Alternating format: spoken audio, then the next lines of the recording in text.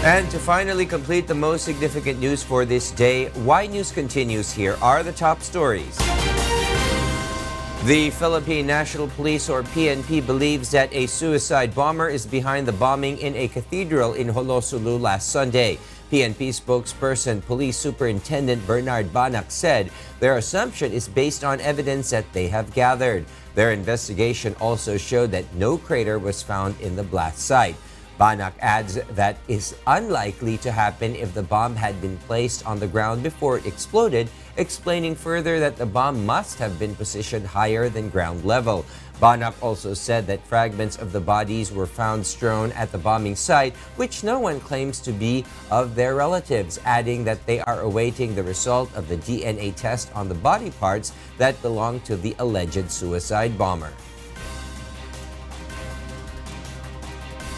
Ang lahat ng mga ebidensyang nakalap at mga testimonya na naibigay na ay patungo na sa na atin nang nalalaman na posibleng may suicide bombing na naganap.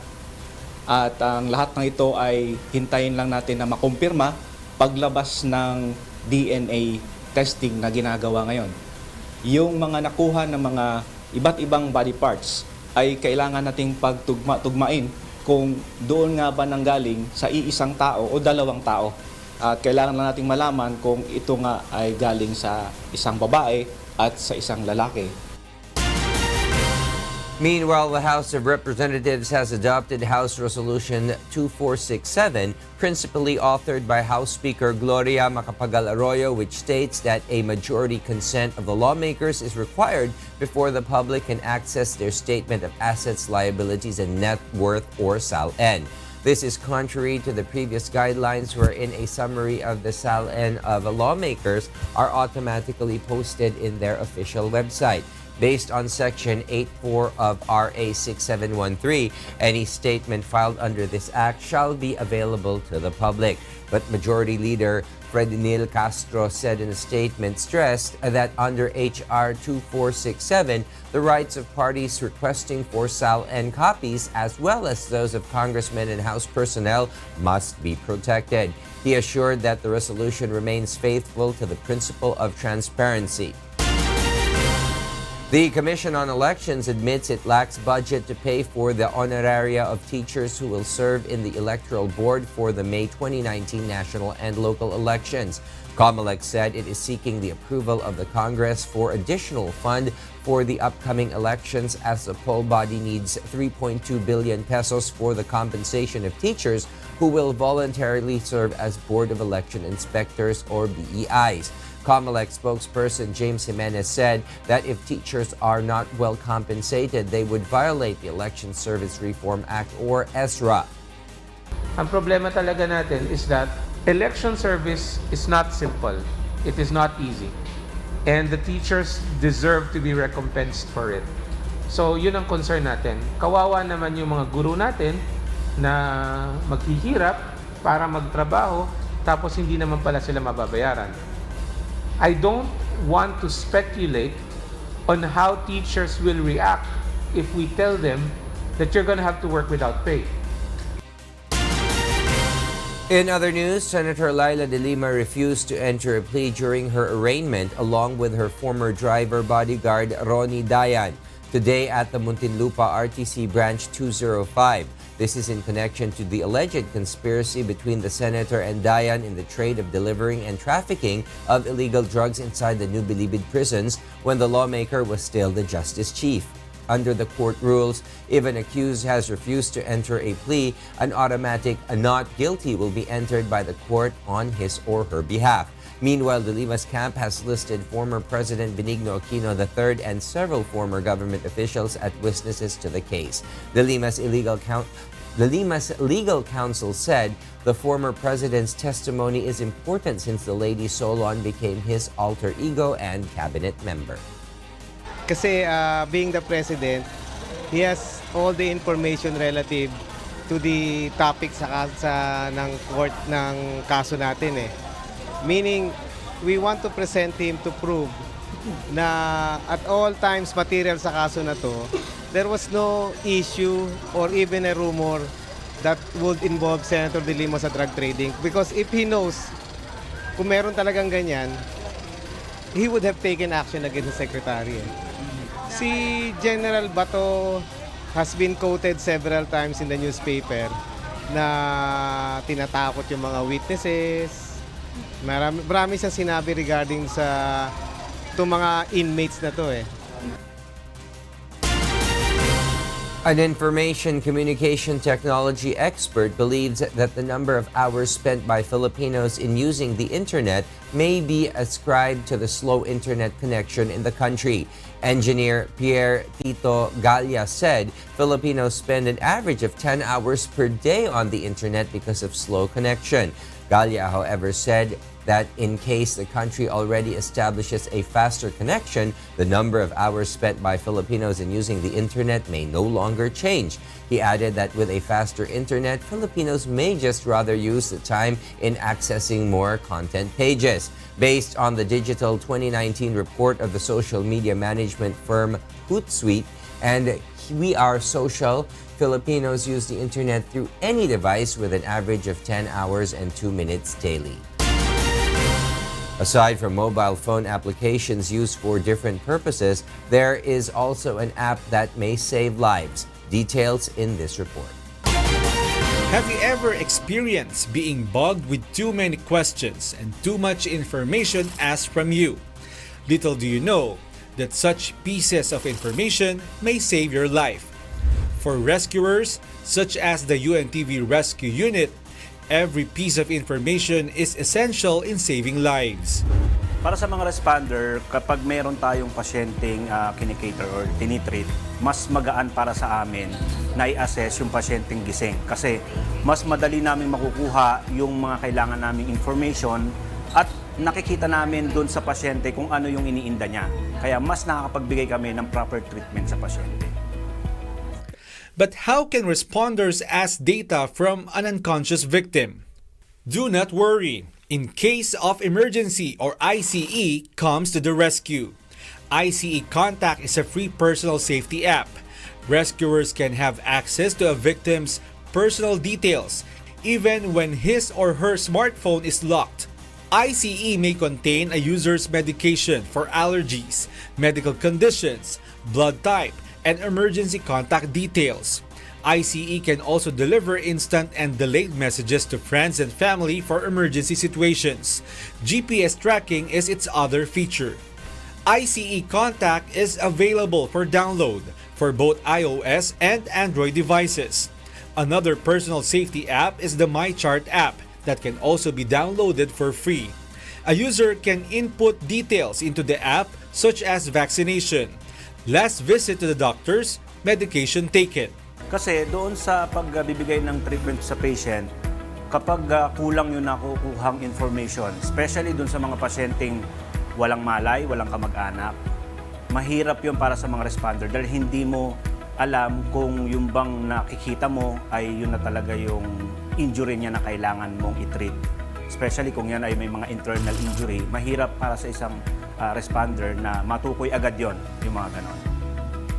If you really want to help, you can also be an organ donor. Anyone can avail of an organ donor card to help others. One can also choose an organ to be donated before death. Always remember that having easy access to important medical information can be beneficial to you and your family in any emergency situation. Mon Hokson, UNTV News and Rescue.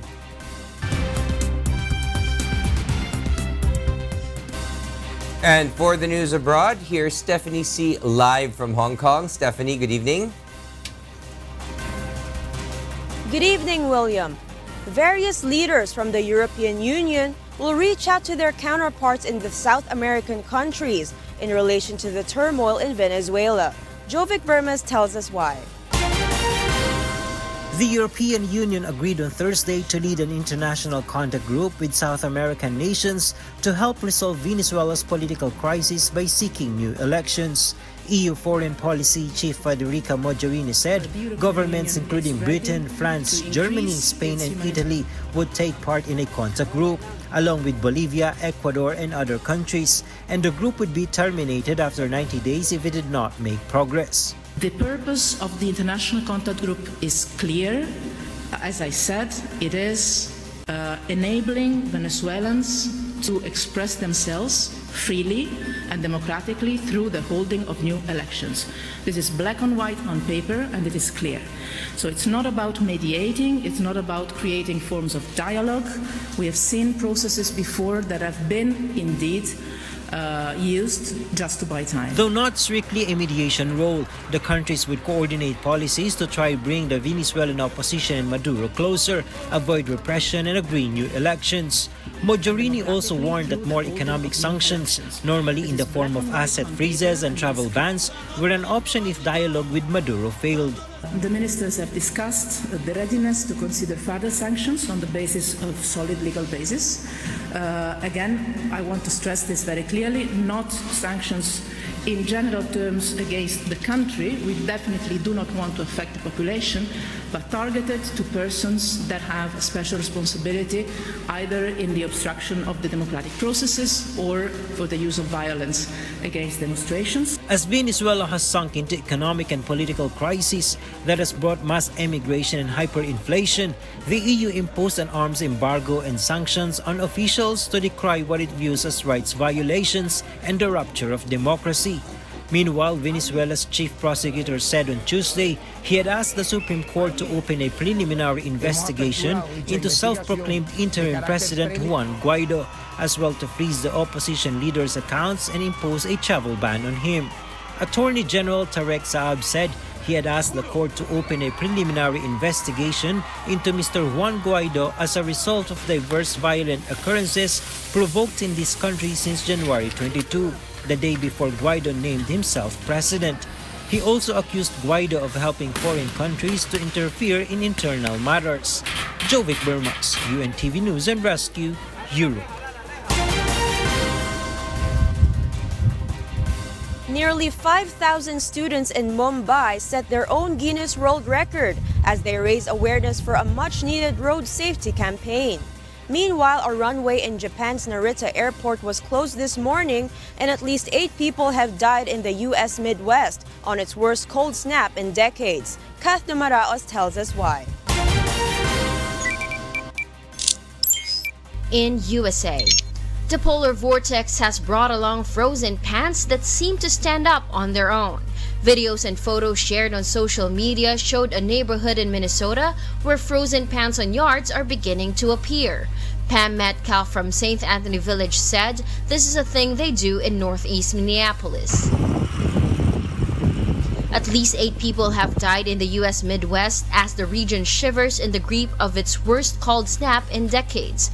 Hospitals have been treating patients reporting frostbite as life across a swath of the nation grinds to a halt.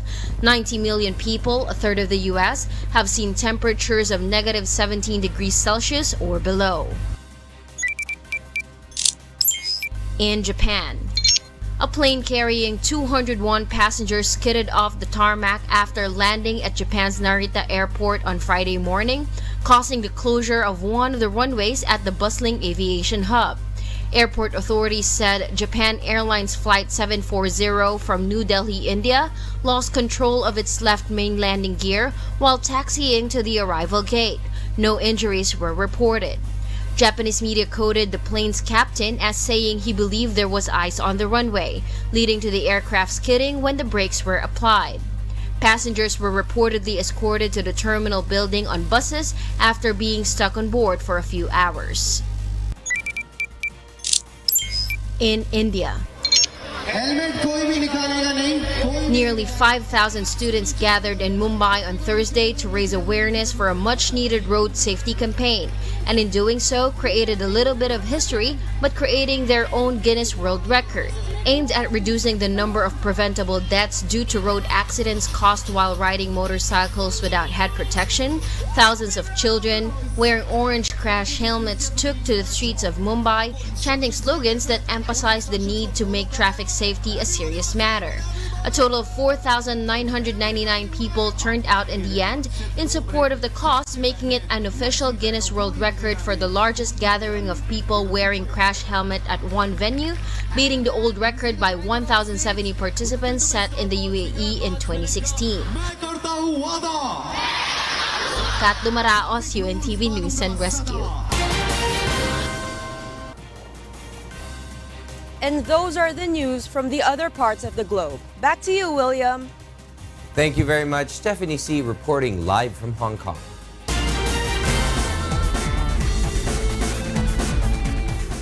State-of-the-art electric cars will soon race on remote places on the planet. Asher Kadapan Jr. explains why. An Extreme E-Race series launched on Thursday plans to showcase electric SUVs in some of the world's harshest and most remote environments, while also highlighting the effects of climate change. The brainchild of Formula E founder Alejandro Agag and former Indianapolis 500 winner Gil de Ferran, the series plans a series of races in locations ranging from Arctic wastes to Brazilian rainforests. Formula E is great, but it's also different. So we don't race with cars that people can buy on the road. So I thought it was the space for a championship with cars that people can buy, especially electric SUVs that people can buy. Then we came up with the idea of racing in the most extreme locations to showcase that those cars can function, can operate in any temperature, in any surface, in the snow, in the ice, in the sand, in the super hot, very cold. So that's how the concept came together. The 7,000-ton former mail ship St. Helena that once served as a link to remote South Atlantic islands will serve as a floating paddock.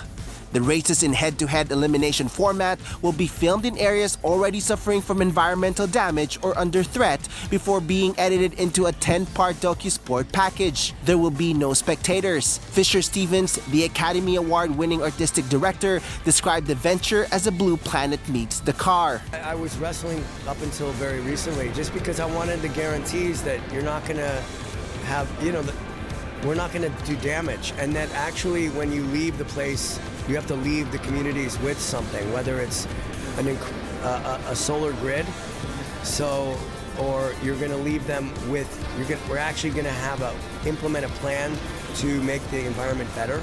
Agag said the first prototype would be ready by April, with production starting in July and the first race likely to be held in January 2021.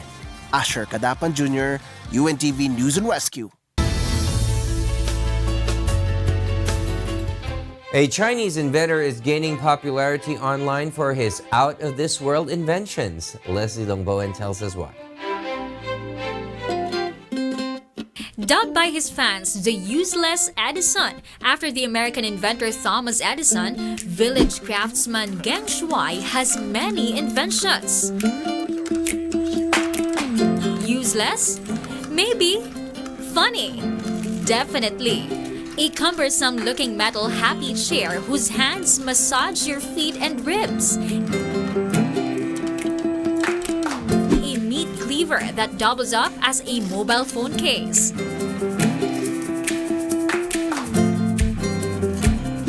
A sword you can use to scrub your back.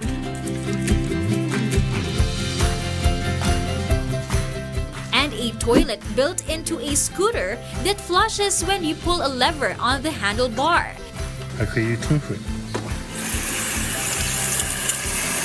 These are just a few of the wacky inventions Geng has dreamed up and demonstrated in videos live-streamed to thousands.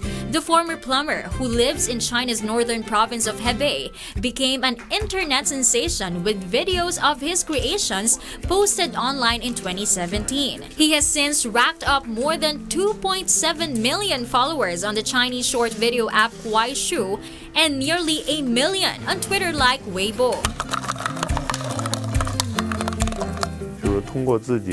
The whole process of coming up with an idea and turning it into a piece of invention with my own hands is very enjoyable for me. Also, the result, when the piece is complete, finished, I feel very happy, especially when I get recognition and praise from a lot of friends.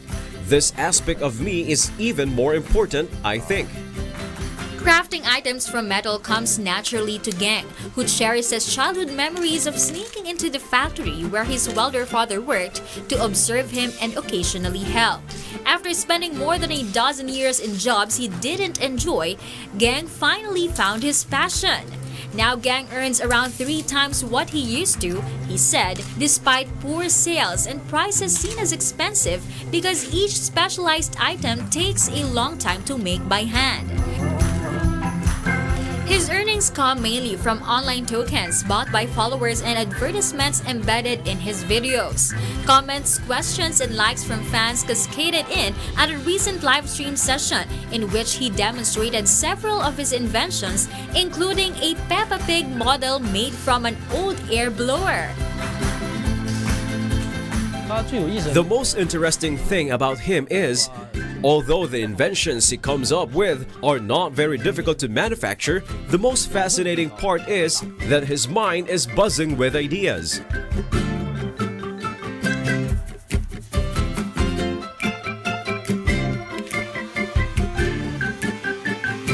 Leslie Longboan, UNTV News and Rescue. And those are the reasons behind the news, February 1, 2019. On behalf of Rheena, Villamor-Camara, and Angelo Castro III, I am William Thio. Because we need to know, we will always ask why. Good evening.